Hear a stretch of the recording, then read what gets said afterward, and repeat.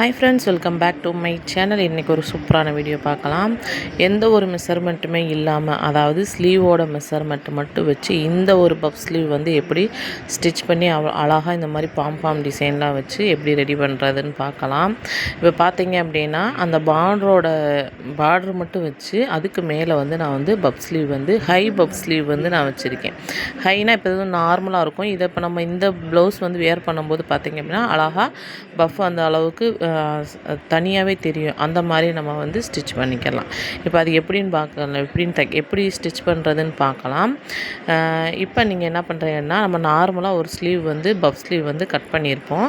அந்த puff ஸ்லீவில் cut பண்ணதில் நான் அந்த சாரியோட, அதாவது அந்த ப்ளவுஸில் பார்டர் வந்து எவ்வளோ இருக்குது, அந்த பார்டர் அளவுக்கு ப்ளஸ் 1 இன்ச்சு 1/2 இன்ச்சு எக்ஸ்ட்ரா, அதாவது மேலே கீழே எக்ஸ்ட்ரா எடுத்துகிட்டு மற்ற ஒரு பார்ட்டை வந்து நான் அப்படியே மேற்பார்ட்டுக்கு எடுத்துக்கிட்டேன். அதை வந்து 2ஆக கட் பண்ணி பார்டருக்கான அளவுக்கு தகுந்த மாதிரியும் மேற்பார்ட்டில் உள்ளதுக்கு தகுந்த மாதிரியும் நான் லைனிங்கை வச்சு கட் பண்ணி எடுத்துருக்கேன். அவ்வளோதான், வேறு எதுவுமே இல்லை. இப்போ நார்மலாக வந்து நம்ம பஃப் ஸ்லீவ் வந்து கட் பண்ணுவோம். அதை வந்து 2ஆக கட் பண்ணிக்கிறது, அதாவது பார்டருக்கு தகுந்த மாதிரி நம்ம வந்து கட் பண்ணி எடுத்துக்கிறணும். இப்போ வந்து எப்படி ஸ்டிச் பண்ணுறதுன்னு பார்க்கலாம். இப்போ நான் வந்து கெட்ட பக்கமாக வச்சு லைனிங்கையும் கெட்ட பக்கமாக வச்சு நான் ஃபுல்லாக வந்து ஸ்டிச் பண்ணி எடுத்துக்கிறேன். இப்போ இதில் இன்னும் ஒரு சின்ன டிப்ஸ் என்ன அப்படின்னா, ஒரு சின்ன ட்ரிக்கு தான். என்னென்னா, இப்போ நம்ம வந்து இதை வந்து பார்டர் வச்சு அடிக்கும்போது உள்ளே வந்து அந்த பிசுறு வந்து வெளியில் தெரியும். அதுக்கு வந்து நம்ம வந்து இன்விசிபிளில் நம்ம வந்து வெளியிலேயே தெரியாத அளவுக்கு அந்த பார்டரை வந்து எப்படி வச்சு அட்டாச் பண்ணுறதுன்றதையும் இந்த வீடியோவில் சொல்லியிருக்கேன்.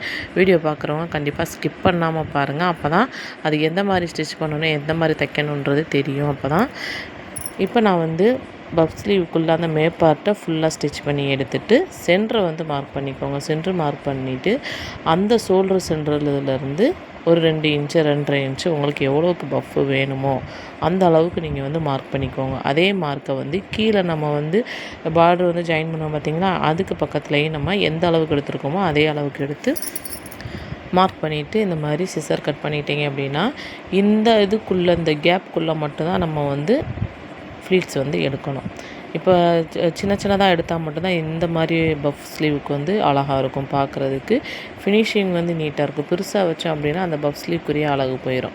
ஸோ நீங்கள் வந்து எந்த அளவுக்கு சின்னதாக எடுக்க முடியுமோ அந்த அளவுக்கு எடுத்துக்கோங்க. இப்போ நான் வந்து மேற்பார்ட்டில் வந்து ஃப்ளீட்ஸ் எடுத்துட்டேன். அதே இது பார்த்திங்க அப்படின்னா நம்ம சென்டரில் மார்க் பண்ணியிருக்கோம் பார்த்திங்களா, கீழே இந்த பார்ட்லேயும் நம்ம வந்து ஃப்ளீட்ஸ் எடுக்கணும். இப்போ இது ரெண்டும் ஒரே டைரெக்ஷன்லேயே இருக்கணுமா அப்படின்றதெல்லாம் கிடையாது. இப்போ இந்த லெஃப்ட்டில் நீங்கள் வந்து ஃபோல்டு பண்ணியிருந்தீங்கன்னா கீழே வந்து ரைட்டில் ஃபோல்டு பண்ணுங்கள். இல்லை ஒரே மாதிரி ஃபோல்டு பண்ணாலும் ஓகே தான். ஆனால் நீங்கள் வந்து லெஃப்ட் அண்ட் ரைட்டு மாற்றி நீங்கள் ஃபோல்டு பண்ணும்போது அதோடய லுக்கு வந்து இன்னும் வேறு அழகாகவே இருக்கும். நீங்கள் இது மாதிரி ட்ரை பண்ணி பாருங்கள். இப்போ நெக்ஸ்ட்டு வந்து கீழே உள்ளதை ஃபினிஷ் பண்ணியாச்சு. இப்போ ஸ்டிச் பண்ணி முடிச்சுட்டு பார்த்தீங்க அப்படின்னா இந்த மாதிரி தான் இருக்கும். அதாவது கீழே வந்து பார்த்திங்கன்னா லைட்டாக பெண்டான மாதிரி தான் இருக்கும். அதை நீங்கள் ஒன்றுமே செய்ய வேண்டாம். அதாவது நேராக கட் பண்ணிக்கிறலாம், ஒரே மாதிரி சமமாக வச்சு அப்படிலாம் எதுவுமே நீங்கள் செய்ய வேணாம். இது மாதிரி நீங்கள் ஃபோல்டு பண்ணாலேவும் அழகாக அந்த சென்ட்ரு வந்து விழுகும். நீங்கள் அந்த சென்ட்ரு மார்க் பண்ணிக்கோங்க. ஏன்னா இந்த இடத்துல தான் நம்ம வந்து பார்டர் வச்சு ஸ்டிச் பண்ண போகிறோம். இப்போ அந்த சென்ட்ரு மார்க் பண்ணியிருக்கீங்கல்ல, இப்போ இதே இது நம்ம பார்டர் வச்சு தைக்கும்போது அந்த லைனிங்கில் எது சென்ட்ருன்றதையும் மார்க் பண்ணிக்கோங்க. இது மாதிரி லைனிங்கை 2ஆக ஃபோல்டு பண்ணிக்கோங்க. ஃபோல்டு பண்ணிவிட்டு அதை ஒரு சிசர் கட் பண்ணிக்கோங்க. அதே மாதிரி மெயின் பீஸ் பார்டர் பீஸ் இருக்குது பார்த்திங்களா, இதையும் நம்ம 2ஆக ஃபோல்டு பண்ணி, இப்போ 2ஆக ஃபோல்டு பண்ணும்போது ஈவனாக இருக்கான்னு பார்த்துக்கறணும். அப் அண்ட் டவுன் இருக்கக்கூடாது. அந்த மாதிரி இருந்துச்சு அப்படின்னா நீங்கள் லைட்டாக கட் பண்ணி விட்டுக்கோங்க. அதாவது மேற்பார்ட்டில் கட் பண்ணிக்கோங்க. கீழே வந்து நம்ம ஃபோல்டு பண்ணுற இடத்துல கட் பண்ண வேண்டாம். இதுலேயும் நம்ம சென்டர் மார்க் பண்ணி எடுத்துக்கலாம். இந்த வீடியோவில் நான் உங்களுக்கு புரிகிற மாதிரி தான் சொல்கிறேன்னு நினைக்கிறேன். அப்படி சப்போஸ் புரியலை அப்படின்னா கண்டிப்பாக கமெண்ட் பண்ணுங்கள்.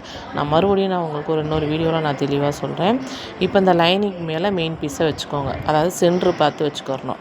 இந்த மெயின் பீஸுக்கு மேலே நம்மளுடைய பார்டர் இருக்குது பார்த்திங்களா, அந்த பார்டர் பீஸை நல்ல பக்கத்தை அடியில் வச்சுட்டு கெட்ட பக்கம் மேலே இருக்கிற மாதிரி வைக்கணும். லைனிங் வந்து உங்களுக்கு நல்ல பக்கம் கெட்ட பக்கம் தெரியாது. ஸோ ஏன்னா நம்ம வந்து ஃபோல்டு பண்ணி வைக்கல, சென்ட்ரு மட்டும் மார்க் பண்ணிக்கோங்க. அந்த சென்ட்ருக்கு மேலே பார்ட்டு வந்து நல்ல பக்கமாக இருக்கணும். பஃப் ஸ்லீவுக்குரிய பார்ட்டு வந்து நல்ல பக்கமாக இருக்கணும். அதை வந்து சென்டராக மார்க் பண்ணிவிட்டு அதுக்கு மேலே நம்ம பார்டர் வச்சு ஸ்டிச் பண்ண போகிறோம். பார்டர் வைக்கும்போது நல்ல பக்கம் அடியில் இருக்கிற மாதிரியும் இந்த மாதிரி கெட்ட பக்கம் வந்து மேலே இருக்கிற மாதிரியும் இருக்கணும். அப்போ நம்ம அடித்து திருப்பும்போது நம்மளுக்கு நல்ல பக்கம் மேலே வந்துடும். இப்போ இதில் வந்து ஒரு 1/4 இன்ச் அளவுக்கு நீங்கள் தையல் போட்டு எடுத்துக்கோங்க. இது ஏன் அப்படின்னா, நம்ம வந்து உள்ளே வந்து பிசுறு வந்து இப்போ இப்படியே விட்டுட்டோம் அப்படின்னா, பிசுறில் வந்து துணி நல்லா உருவி என்ன ஆகும், ரொம்ப நாள் கழிச்சு பார்த்திங்கன்னா அது வந்து நூல் வந்து பிரிய ஆரம்பிச்சிடும். நம்ம அழகாக ஸ்டிச் பண்ணாலும் வேஸ்ட்டாக போயிடும். ஸோ நீங்கள் இந்த மாதிரி என்ன பண்ணுறீங்க, இது மாதிரி அடிக்கும்போது அந்த பிசுறு கிளாத் வந்து என்ன பண்ணும், உள்ளே போயிடும் நம்மளுக்கு. அப்போ அது வந்து போடும்போது அதே மாதிரி இந்த குத்துதுன்னெலாம் சொல்லுவாங்க. அந்த ஜருகை உள்ள ப்ளவுஸ் எல்லாம் பார்த்தீங்க அப்படின்னா ஒரு மாதிரி இரிட்டேட்டிங்காக இருக்கும். ஸோ அந்த மாதிரியெல்லாம் மிஸ்டேக்கு வராது. இப்போ இதை நல்லா ஃபோல்டு பண்ணி மேலே உள்ள பாட்டை கீழே எடுத்து விட்டுட்டு அதை ஃபுல்லாக நல்லா கையாலே அயர்ன் பண்ணிக்கோங்க. அயர்ன் பண்ணி பார்த்தீங்கன்னா எவ்வளோ அழகாக அந்த பஃப் ஸ்லீவ் இருக்குது. பேக் சைடு பார்த்தீங்கன்னா எவ்வளோ அழகாக நீட்டாக இருக்குது. எங்கேயுமே துணி வந்து பிசுறு வந்து எங்கேயுமே தெரியலை. இப்போ இந்த லைனிங்க்கு மேலேயும் மெயின் பீஸ்க்கு மேலேயும் சேர்த்து வச்சு நீங்கள் ஒரு தையல் போட்டுக்கோங்க. இது வந்து இந்த மாதிரி காட்டன் சாரீக்கு தான் தைக்க அப்படிலாம் எந்த இதுவுமே கிடையாதுங்க.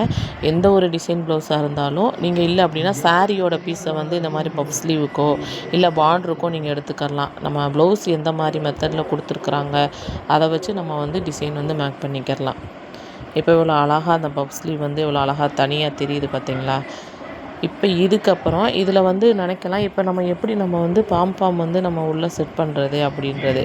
இப்போ அதையும் நான் இந்த வீடியோவில் சொல்லியிருக்கேன். கண்டிப்பாக நம்ம வீடியோ பார்க்குறவங்க வீடியோ முழுசாக பாருங்கள். அப்போ தான் நம்ம வந்து இடையில நம்ம என்னென்ன டிப்ஸு சொல்லியிருக்கோம், என்னென்ன ட்ரிக்ஸ் யூஸ் பண்ணியிருக்கோம் அப்படின்றது தெரியும்.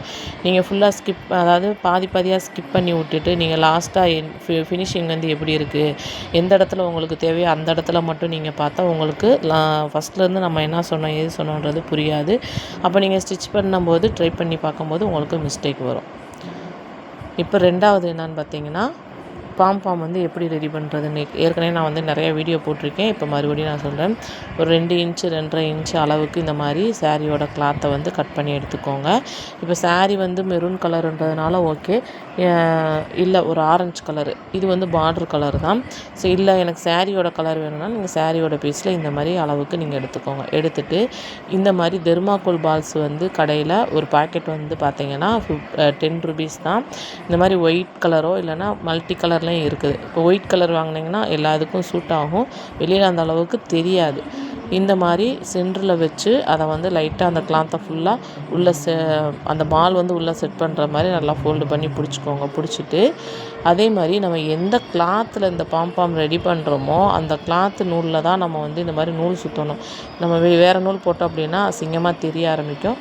ஸோ இந்த மாதிரி நல்லா சுற்றி எடுத்துகிட்டு நீங்கள் நூல் அதாவது பூ கட்டுவோம் பார்த்தீங்களா, அந்த மெத்தடை இதில் வந்து யூஸ் பண்ணிக்கணும். யூஸ் பண்ணால் 2 தடவை 2, 3 முடிச்சு நீங்கள் போட்டிங்க அப்படின்னா அது வந்து அழகாக நின்றுக்கிறோம். கீழே உள்ள கிளாத்தை வந்து கட் பண்ணி எடுத்துடலாம். இப்போ உங்களுக்கு எத்தனை வேணுன்றதை ஃபஸ்ட்டு மார்க் பண்ணிக்கோங்க.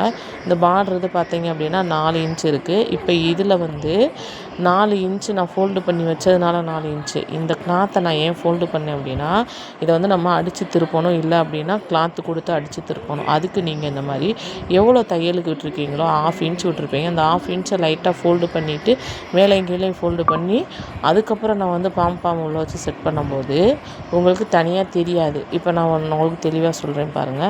இப்போ நான் 2 கிளாத்தையும் ஃபோல்டு பண்ணியிருக்கேன். ஃபோல்டு பண்ணிவிட்டு எவ்வளோ உங்களுக்கு பாம் வந்து தேவையோ அதை வந்து மார்க் பண்ணியிருக்கேன். அந்த மார்க் பண்ண இடத்துல இந்த மாதிரி உள்ளே செட் பண்ணணும்.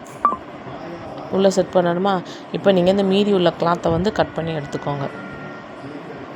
கட் பண்ணி எடுத்துட்டா இவ்வளோ தான் இருக்கும் கிளாத். ரொம்பவும் எட்ஜில் கட் பண்ணிடக்கூடாது. கட் பண்ணி எடுத்துகிட்டு நம்ம அந்த சுற்றின நூல் கூட வெளியில் தெரியக்கூடாதுங்க. அந்த அளவுக்கு உள்ளே செட் பண்ணிவிட்டு அதுக்கப்புறம் நீங்கள் அதுக்கு மேலே தையல் போட்டு எடுத்துக்கலாம்.